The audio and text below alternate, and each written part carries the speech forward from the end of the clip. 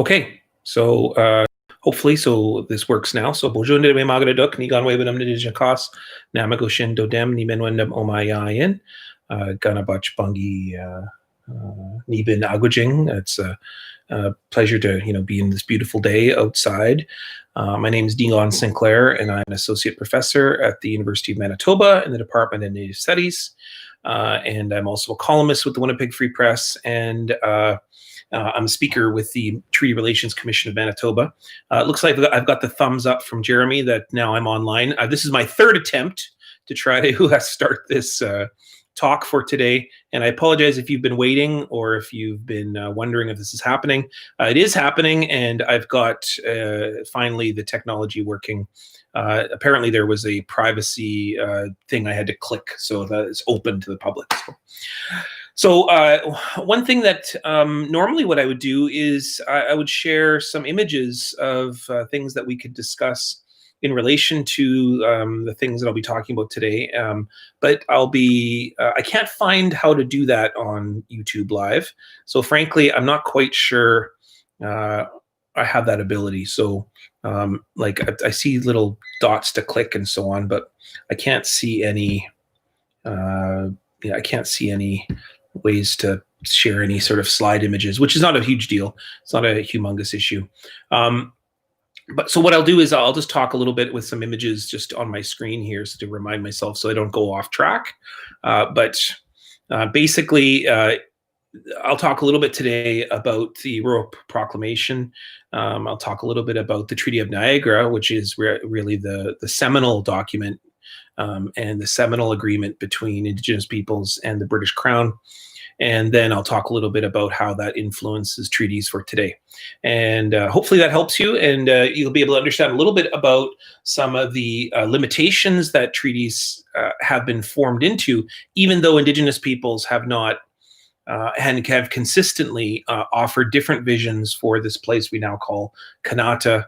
But because of the Royal Proclamation and the various other impacts of that agreement, or not even agreement, that declaration by the king, it's limited treaties in various different ways. And so while I think there is a hope that things will change into the future, the Royal Proclamation really limits our abilities to have a fruitful and positive relationship in the world that we know today.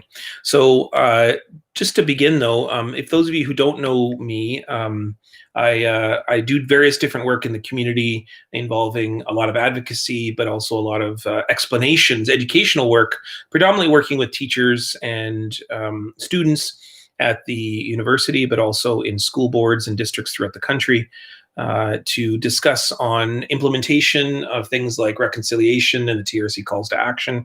And so I have a lot of work that I will be tying into, hopefully with the TRC calls to action, because the TRC calls to action specifically address how do we deal with the Royal Proclamation. And these are really important ideas because to begin to talk about the Royal Proclamation would be like to begin with the beginning. And when I say the beginning, I mean the beginning of Indigenous and non-Indigenous encounters in this area now called North America, but of course we know as Mikkalikimaknik, which is Turtle Island. And to be able to talk about that, we really have to talk about discovery and the impacts of the Royal Proclamation begin with those first impressions by non-Indigenous peoples, of Indigenous peoples, and frankly, Indigenous impressions of non-Indigenous peoples as well. Because that kind of interesting moment happens over a very long period of time. There is no sort of seminal moment of discovery per se, because while Columbus gets the lion's share of the attention, or on this side of the 49th parallel, Cartier, in terms of like the first contact, the first settlement, the first encounter between Indigenous and non-Indigenous peoples had been happening for hundreds of years previous to that. And you can only just look at the ways what archaeology, anthropology, historians have articulated. There's many different encounters that happens over a long period of time. I'm thinking of the Vikings, those who come from Iceland, to be able to, and also the Nordic areas, to be able to come and fish off the coast, encountering Indigenous peoples. I'm thinking of transoceanic travel, likely between Indigenous peoples in the Pacific and on the western coast of Turtle Island with China. And there's proof in the, finding peanuts, for example, that are only found in North America in what we now know as China. And I'm also thinking about some of the more recent discoveries. So if you watch the Curse of Oak Island, for example, the Curse of Oak Island is recently making some very interesting uncoveries. I say uncoveries, not discoveries, but uncoveries in the areas that suggest that there probably was travel between Europe and the Turtle Island for many years previous to Columbus. Check out that show and check out some of the archaeological finds within that show as well. There's some really interesting discussions, but the bottom line of it is that the kind of lion's share of interest in North America really comes after 1492, which is the arrival, of course, of Columbus. But before that, the Holy Crusades and the travels to the south by Europe, spreading the word of God into what's now known as Muslim, Islamic areas, communities, nations, and that creates a whole host of conflict in Europe. And the eastern part of the travels for Europe are also very difficult. So basically what happens is that Europe cannot travel to the south. Europeans cannot travel to the south because of the Holy Crusades and the conflicts that are created. And they can't travel to the east because of the conflicts that are created over trade and various other things. And so what's created is an atmosphere in which the only place to travel for Europeans, you can't travel to the north because of the ice. So the choice is travel to the west. And what sparks all of this interest in the West comes from the economic depression post the war against the Moors or the Islamic communities by Europe, resulting in a massive depression in Europe. And so Europeans don't come to North America because they're curious. That was the thing that I was taught in school. They were like, is the world round kind of thing. I think there might have been an interest in discovering or interest in uncovering that idea. But generally, Europeans are traveling to the West because they're looking for a path to the East because they're suffering from an economic depression, a global, particularly European specific challenge involving the accumulation of spices and gold. So spices and gold is what drives the interest within the New World. Of course, not very old world for those of us who are here already, but for Europeans, it's an interest within the economy and commerce. Now, I tell you that because that is the sparking interest in Europeans' interest in North America. It's not because some kind of altruistic human interest or even the spreading the word of God. The driving interest is economy first, and later that will become the missionization. And so if you think of it in terms of that the West is only interested in, when I say the West meaning Europe, Europe is only interested in the West here, this West, because of money and spices and gold and profit.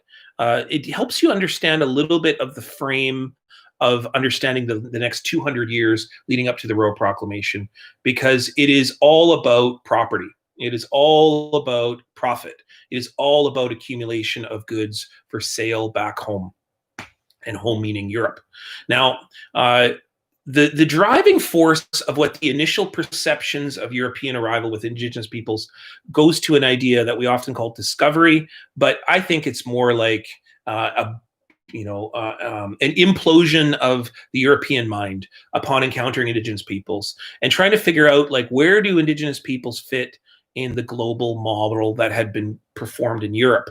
So within the Christian tradition, there is a simple explanation for where all humans come from. They all come from the book of Genesis, and the book of Genesis, particularly Genesis 9:18 and Genesis 10:32, says that the sons of Noah from the great flood, the sons of Noah have peopled the world. And that's the sons particularly are Shem, Ham, and Japheth. And Shem peopling the people of the Middle East, Ham peopling the people of Africa, and then Japheth peopling the people of Europe. And so, Shem gets the largest portion of that because the Middle East also includes what we'd call Asia, and that all of those peoples of the world come from the sons of Noah. And if you can't fit in that model, which North American and South America, doesn't fit in that model, then what do you do with that? What do you do with the idea that perhaps the Bible doesn't tell the entire story? Maybe Christianity isn't the total capital T truth. Perhaps it might just be that Christian theology is fallible, meaning it doesn't have it all, or maybe there's mistakes, or maybe that there's an issue in that it doesn't tell the full story. So that really problematizes the idea that the Pope, for example, that the Christian theologians, that even those who are in the Western tradition don't know it all. And the European mind can't handle that. It's like, oh my gosh, like what do we do? Because we had explanations for everything, and boom, we don't. And that's the impact of Indigenous peoples on the European mind. And one of the big complicatedness is discussions in the first 60 years is, are Indigenous peoples human? And this will result in what's called the Valladolid debates in Spain. Of course, Columbus comes back with news of the New World, and Spain is like, what do we do with this? And then, of course, Spanish explorers who are, conquistadors, they begin to just massacre and destroy communities until Indigenous peoples ally and fight and simply fight them back. That's Cortez and various other things, various other peoples that come along the way. But that kind of conflict culminates in the Valladolid debates in 1550, where two Spanish religious clergy, one is Las Casas on one side, the other is Sepulveda on the other side. They have this debate in front of the Pope to say, are Indigenous peoples human? And Las Casas says that they are reconcilable, but at an early point of civilization, meaning that they are fit for servitude. They need to be tutored into Christianity. They need to be tutored into civilization. And Sepulveda, which says they are, basically tantamount to livestock, that they are just simply to be pushed out of the way, and they aren't redeemable. They're too savage. They're cavemen or whatever it might be. And so the decision at the end, which is inherently having to do with property, because if you're human, therefore you have the access to property. Las Casas will sort of, basically be a tie, but Las Casas will get the one recognition by the Christian church that Indigenous peoples are human beings. They are fit to be in servitude, to be civilized, but they are really to be lesser than humans. And the long history of the conception of those outside the gates, that Indigenous peoples, but those outside the gates, those are often referred to in Pliny the Elder, for example, in the Roman tradition, that those outside the gates, those who are not us, are savages, Saracens, and they are fit to be vanquished by the civilized. That God is intending for those who have God, the Christian tradition, to go out into the world and then simply conquer, destroy, take their property because God has ordained it, is embodied in the principles of what's called the papal bulls. The papal bulls are those decrees by the Pope which say that basically the civilized shall inherit the earth. And this is all about property. This is all about noting that the only property claims that matter are those in the Christian tradition, aka those from Europe. And so those who are, for example, the notion that those who are the savages and the Saracens, those are non-Christians, those are simply beings that are either fit to be objects or property, or if they are, in the case of Indigenous peoples, they are fit to have a lesser than title for their property. They'll have some kind of small measure of control, but generally they need to be tutored into Christianity. And by the way, this will be the exact process that will lead to what's called the doctrine of discovery, which is that the West, upon arriving, any Western travelers, upon arriving, European travelers carrying Christianity, if they encounter non-Christians, you can just simply take the land. Just announce that the land is yours. And then you can also place those savages and Saracens and pagans and what is often called the enemies of Christ, and put them into perpetual slavery, which will lead directly to the African slave trade. So we have to know that the slave trade and the colonization of North America are distinctly tied to the Christian idea that the civilized are those that will inherit the earth. And that's within the very legal documents that create the basis for Europeans traveling into North America. Now, of course, on this side of the 49th parallel, we don't spend a lot of time talking about Columbus. We talk about Cartier. Cartier, of course, is that first French explorer who comes up the St. Lawrence River and then arrives at a community called Stadacona and encounters the leader there called Donnacona, who then indicates to him very strongly that you can't just simply walk into the territory. Cartier puts up a 15-foot high cross with a steel plate on it that says La Vie de Roi de France. And he declares the land for New France. And of course, Donnacona says there's no declarations here. Most importantly, what he indicates to Cartier, even though they don't speak the same language, he indicates to Cartier that I fully understand law. I fully understand writing, which is that if you put a cross onto the earth, even though I might not understand Christianity, I certainly understand respect, and that you must ask permission to come into the territory that I have jurisdiction over. And notice I didn't say ownership, I said jurisdiction, and that therefore that I have a claim in which this territory exists. And therefore, if you're going to walk into my living room, you have to ask permission before you start putting up a picture of your king, or you start moving the furniture, or that you start redecorating the house. You can't just come in and do nothing. You must offer gifts. You must offer relationship. You must offer trade. Now, that's what happens.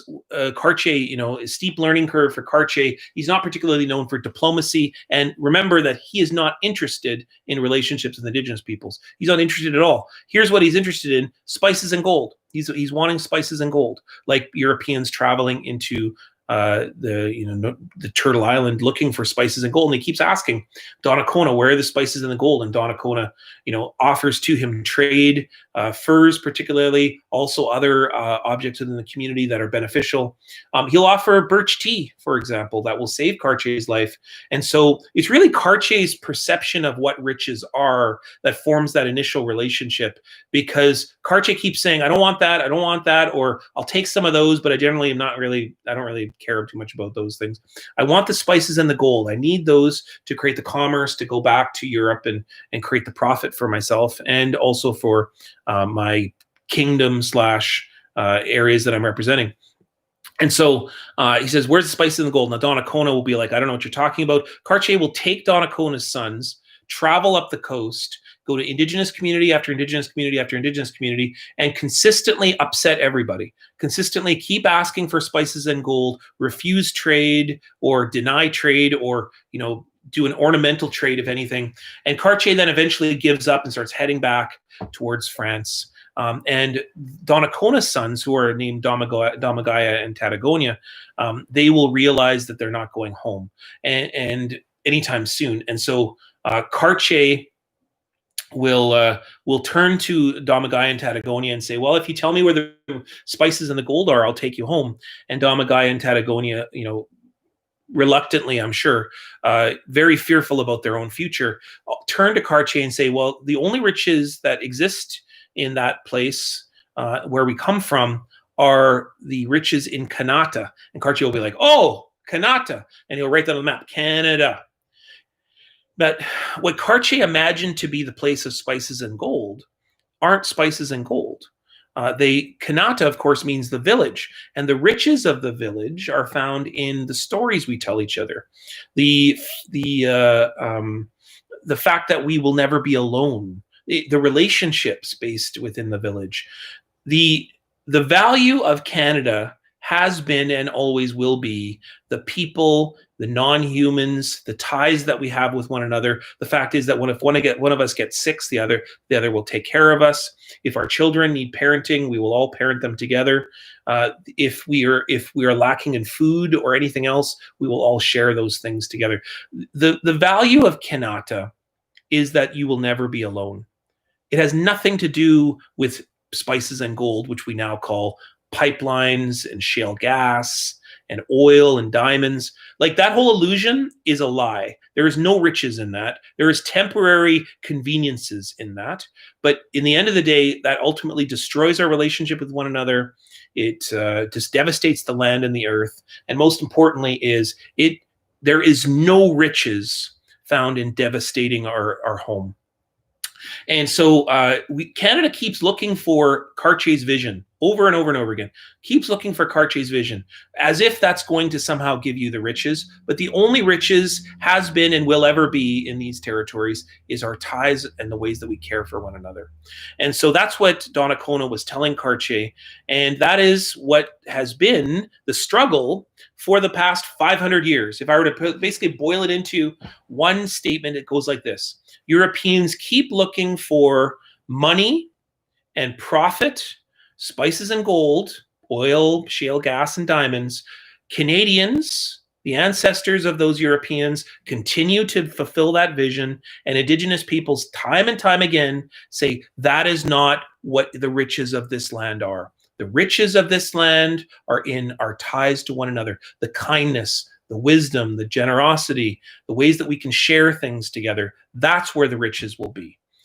And if you can understand that, my relatives, you can understand everything is the problem of the past 500 years. You can understand exactly that difference, which is that Indigenous peoples keep saying that's not where the riches are.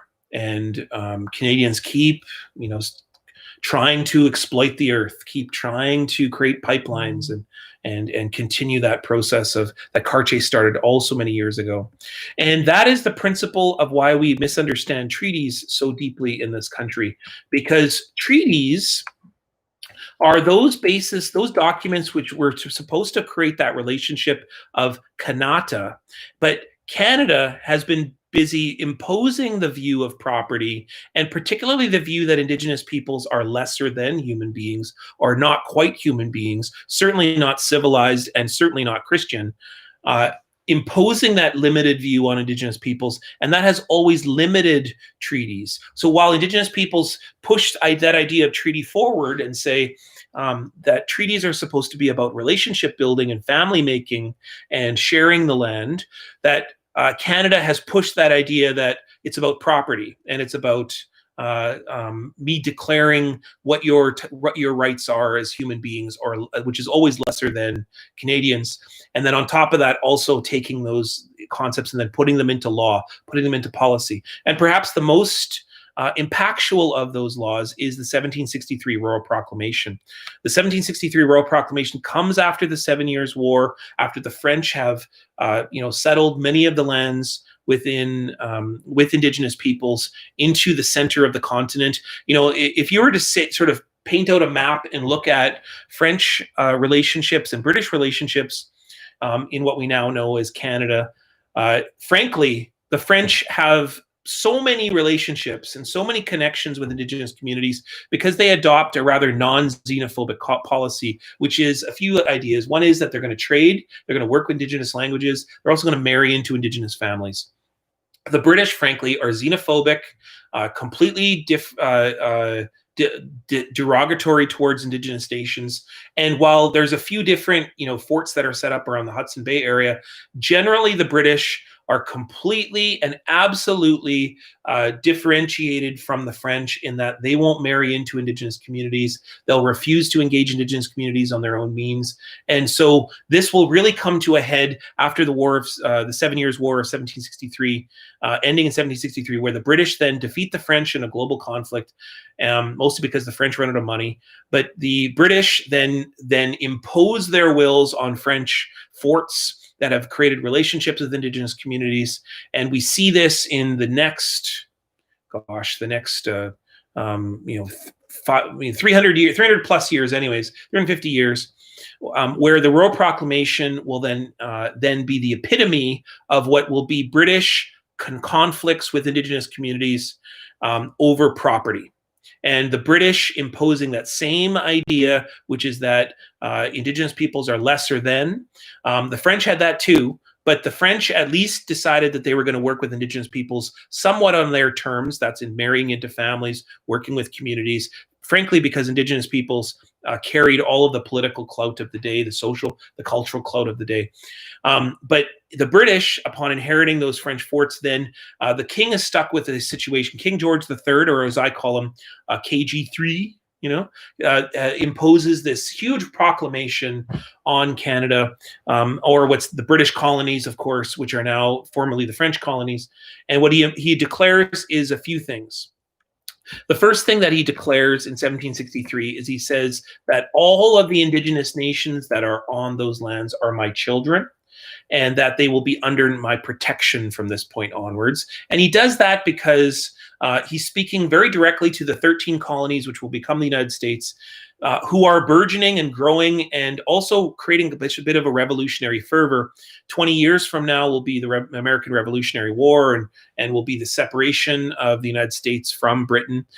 So the king is trying to quell that and says, I will protect those Indigenous nations. They are then my children. No American colonies, or the 13 colonies at that point, can purchase any lands. So in a weird kind of way, while the king claims dominion and control over Indigenous nations, he also says that I will recognize their claim to their territory, that the Indigenous nations of North America will have a limited sense of title or control over their territory. But I have dominion, meaning I control everything. I am the king. I own everything. I have the right to inherit everything. I am the civilized. I bring that to North America. But Indigenous nations can freely give up their lands to me upon my arrival at a price of my declaration. And so the Royal Proclamation does two things. The first is that it recognizes Indigenous title, but the second thing that it does is it says that title is lesser than the king's title, or the king's claim to everything. So it's kind of like a double-edged sword. The Royal Proclamation is a double-edged sword. One is that it recognizes Indigenous title, Indigenous nations, as having some kind of land claim, which isn't ownership, but it is land. It is a claim to the territory.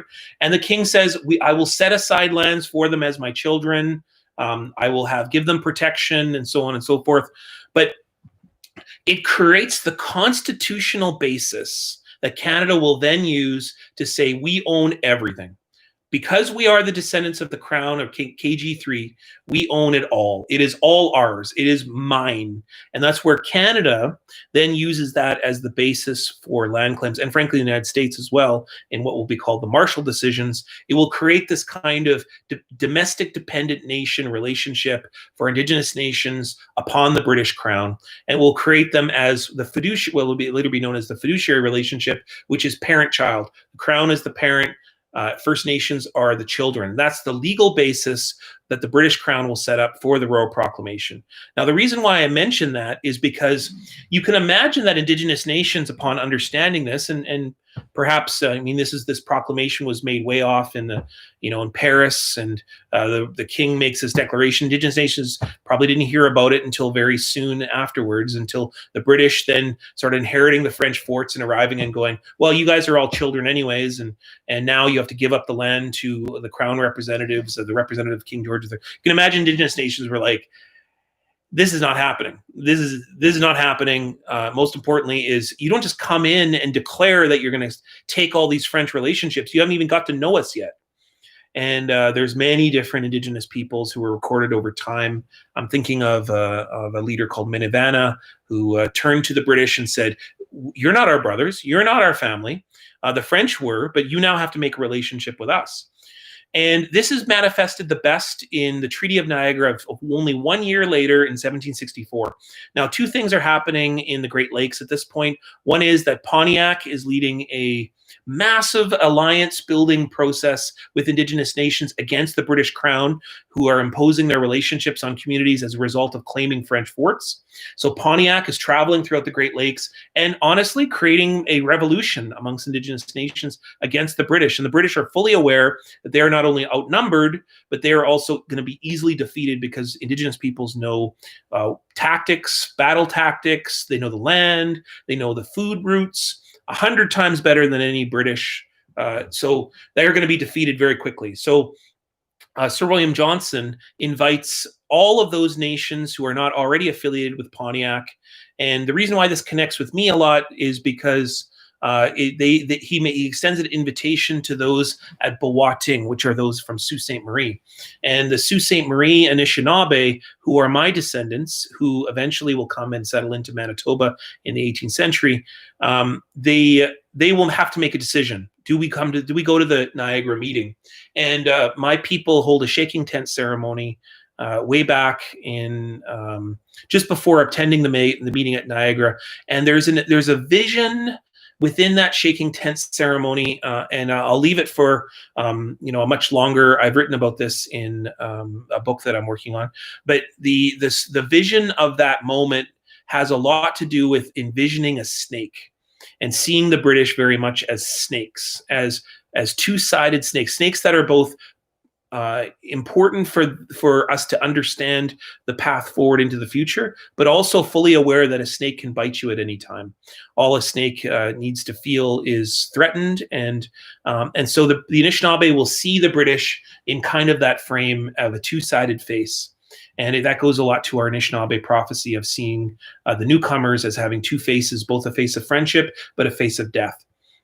And so my relatives go and attend the Treaty of Niagara of 1764. And the Treaty of Niagara of 1764 does a whole bunch of different things, but it is really the first treaty with the British that opens up the relationship that the French have already made with Anishinaabe nations or Indigenous nations along the Great Lakes. Because it wasn't just Anishinaabe nations, it was also nations from other communities that came and signed with that treaty. In fact, there's 24 nations that signed that treaty with the British, Sir William Johnson, and what's called the Covenant Chain, which was a commitment that the chain between the British and Indigenous nations will never be broken. And there's also the 24 Nations Belt, which I leave that teaching for a wonderful, Anishinaabe brother, cousin of mine, who is an incredible knowledge keeper of that 24 Nations Belt, and that's Alan Corbier, who is a professor, I understand now, at York University. I think it's York, and he, remarkable, incredible thinker and speaker, also a language speaker who can tell you much more deeply about concepts of the 24 Nations Belt. But you can look that up online too if you're interested in the 24 Nations Belt. But that treaty is based on the Gashwentha, which is the template of treaties, which are Indigenous nations expressing to Europeans and to later Canadians that our relationship of treaty is very much one of sovereignty. It's one of two separate nations, two partners, and that might be collective nations, but that those nations are basically meant in separate paths, but the two shall always share the land, or in the concept of the Gashwentha, which is the treaty that was shared between the Haudenosaunee and the Dutch 100 years previous to this. It is the template in which Indigenous peoples and non-Indigenous peoples will live together separately, but they shall experience the land and the water together. That means that if there's a storm, that means if there's a shortage of food or a pandemic, that means that we will take care of one another, but we shall have separate places in which we live, and that we will continue our lives separately, but we shall inherit the world together. And what that means is that it's like a roommate relationship, it's like if you can have your bedroom, I'll have my bedroom, but we're going to share collective spaces like the living room, the dining room, the garage, the yard. And I use that analogy to sort of explain that we have roles and responsibilities within each of those spaces that we must fulfill with each other, because it would suck. And in fact, it totally sucks. Those of you who are watching right now, imagine living with someone who does no work. Imagine with someone who does, or if they said, "Oh, I'm gonna do the dishes, you sweep the floor," and you sweep the floor every single day, but the person who does the dishes once and says, "Oh, I'm tired of that. I don't want to do that anymore." "Oh, isn't that enough? Haven't I done enough?" And frankly, that's how Indigenous peoples most often view Canadians, because Canadians have this idea that treaties were about purchasing the land, and treaties were not about purchasing the land. They were about creating a relationship. It wasn't about property. It was about the future. It was about saying, we're going to do jobs forever. And frankly, Canadians most often act like treaty in relation to the ways they imagine a used car. You go to a lot, you see a car, you put some money down, you leave. The way that Indigenous peoples view treaty is you go to the used car lot, you maybe put down some money, and then you have to put down money every single day for the rest of your life. And you also have to live with the person who sold you the car. And so now that you got to share relationships, you got to do tasks together, you got to wash the dishes, you got to, someone's got to pay the electricity bill, someone's got to pay the cable bill, someone's got to shovel the snow, someone's got to, rake the leaves. And we all got to do that forever. There is no end to that.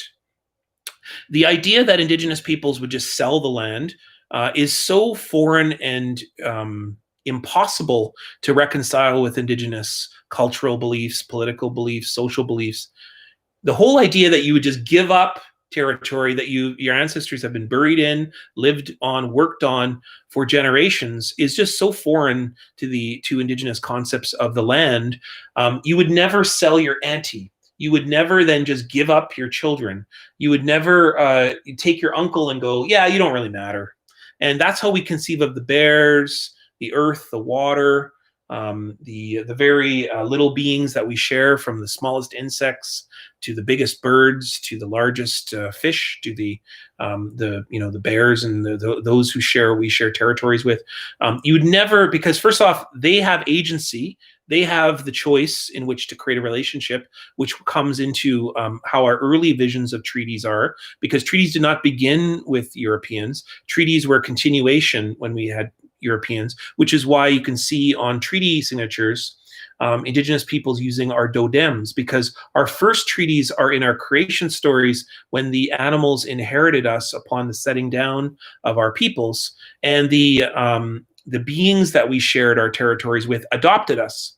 And they said, we will offer you our bodies, we will offer you our skins, we'll offer you lands to live and medicines within those places to be able to understand how to live. That's within our creation stories in Anishinaabe, and that's why we have the clan system, because the clans are the recognition of that first relationship, that first treaty with the non-human beings that inherited us and took care of us, and by extension, those who took care of the animals and the birds and the plants, which is the earth and the water, and before that, the sky and the stars, and before that, Gege Manido, the great mystery. It's a series of treaties that results in human beings being here. And when Europeans arrive, it's just an extension of that journey. It's an extension of those treaties.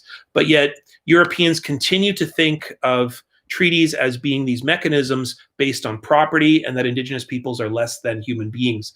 And that basically is the formation of how treaties are then formed and controlled upon in things like, for instance, the British North America Act, which the British government at 1867 institutes the British North America Act, and then uses the Royal Proclamation idea, which is the king declared dominion over everything, that the Indigenous peoples are the children, and I'll set aside reserved lands for you because I'm such a gracious king, and you must sell the land to me at a price of my own choosing. And so what the British North America Act does is create Section 9124, which is that the federal government, as a representative of the Crown, will have control over Indians and lands reserved for Indians. That's Section 191.24. So that is based within direct law, that the Royal Proclamation is legitimate, that the King's Declaration of Dominion is legitimate. Not only that all Indigenous lands are mine, but that the Indigenous people's relationship with the federal government will be one of a parent-child relationship, was later called the fiduciary relationship. Now, based within that is that early Royal Proclamation idea that Indigenous peoples have lands, but it's not really ownership because the king owns everything, and that will later be defined as title. So title is that term defined by Indigenous nations in which they have a measure of control, legal control over their territories, but don't really own the land. And so the Indian Act will be the manifestation of that notion of title. And one of the best ways you can see that is in the tax exempt clause within the Indian Act. So the Indian Act, for example, says that lands or property on those lands on First Nations, which is those lands set aside, the reserved lands, upon the negotiation of treaty, those cannot be taxed. They cannot be seized. So that exemption comes from the notion that the king owns the land, and the king, the crown, the federal government, cannot tax itself. So that's where the tax exempt idea comes from, because you can today go to in downtown Winnipeg on Treaty 1 territory, you can go to an urban reserve, get a tank of gas, and if you show your status card, you get the section within the Indian Act which recognizes the tax exempt status, which is that the Crown cannot tax, mortgage, or seize its own territory, because Indian land, urban reserve land, any reserve land, is owned in trust by the Crown for First Nations in regards to their title. Okay, now there are some nuances to this. One of the biggest nuance, of course, is the British Columbia, the situation in British Columbia, where it is the Royal Proclamation only goes up to the Rocky Mountains. So the king really, frankly, has no legal claim out there, even though Canada pretends that it does. So Canada then claims to have the lands of British Columbia, but frankly, Indigenous nations have never surrendered their title. They've never recognized the jurisdiction of the king, and frankly, there is no legal basis for the king to have any claim over the areas of British Columbia, which has created the modern treaty process between unceded territory, which is those recognized as unceded by the federal Supreme Court in decisions like Delgamal, and they say to Canada, you have to negotiate for that land, and you have to negotiate as a partner, not in terms of the fiduciary relationship. So while those on the numbered treaties, which go up to the Rocky Mountains, starting in Treaty 3 territory, Northwestern Ontario, going all the way to the Rocky Mountains, covering almost every area of the land, except for those who refuse to sign treaty. There are many of those as well, particularly in northern Manitoba. That the operation of the Royal Proclamation governs all of that huge swath of land, but doesn't apply to BC. So that's a very different relationship where the Royal Proclamation doesn't apply. And therefore, the question might be, does the Indian Act apply in British Columbia? And the Supreme Court will often circumvent the Indian Act because those are unceded territories. They aren't influenced by the Royal Proclamation in British Columbia. And that's where you get the Delgamal decision, for example, which recognizes the traditional governance, while the Indian Act forces all of us on treaty territories, the numbered treaties, to have a chief and council government. And while there is some method to be able to have some traditional governance within the Indian Act itself, generally, in British Columbia, you can have your traditional governance recognized by the Supreme Court that goes outside the bounds of the Indian Act. And therefore, the federal government, Canada, when they negotiate their modern treaty, they have to negotiate not just with the chief and councils on small plots of reserves, but they have to negotiate with the hereditary chiefs for the Wet'suwet'en, for example, or the Gitxsan, which is in that decision.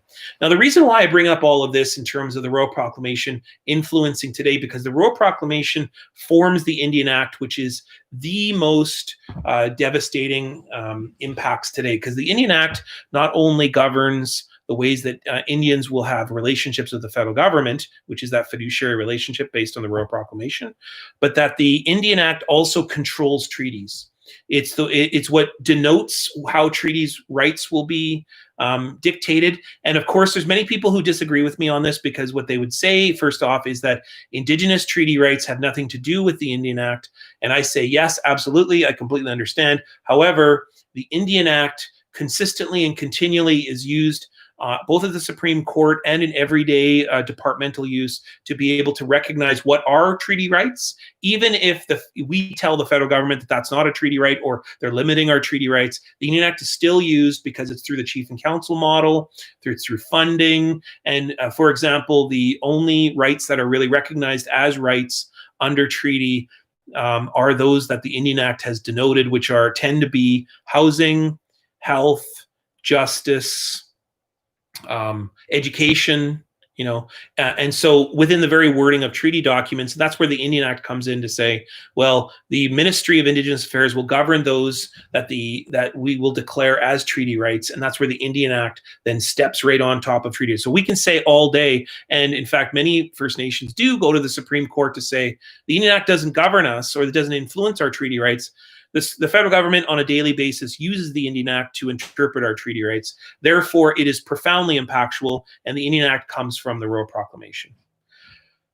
So I've thrown a lot at you, and I hope that is just a beginning stage in which you can understand a little bit about how the Royal Proclamation influences all of us today and impacts all of us today. But the Royal Proclamation is not an orphan. It doesn't come from just anywhere. The Royal Proclamation comes from these really critical ideas of Europeans, which is that Indigenous peoples are less than human, and they need to be tutored into civilization. That's where King George III says dominion, and I control everything, and I will shepherd my children into civilization.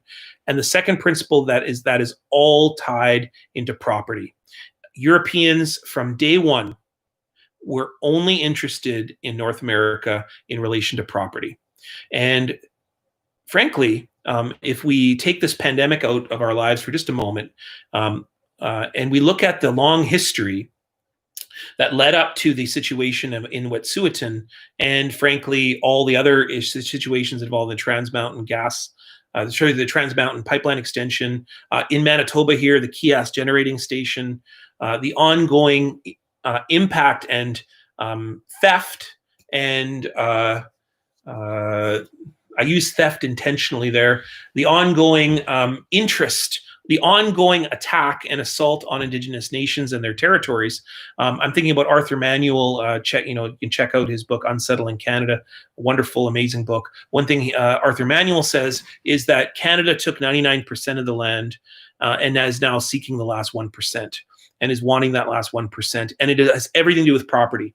So it's not a coincidence that Canada has sought 99% of the land, has then pursued and attained legally, and not according to Indigenous nations, of course, but I'm thinking about the Cap Young Barracks here in the city, which we've always claimed, and therefore now we're finally getting back as a part of our nations.